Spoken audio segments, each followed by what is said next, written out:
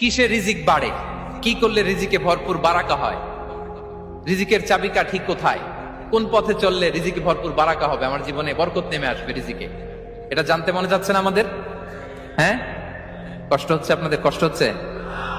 তাহলে কি করলে রিজিকে ভরপুর বারাকা হয়, কি করলে আমার জীবনে ভরপুর বারাকা নেমে আসে, এই পয়েন্টটাতে আমরা একটু আলোকপাত করি।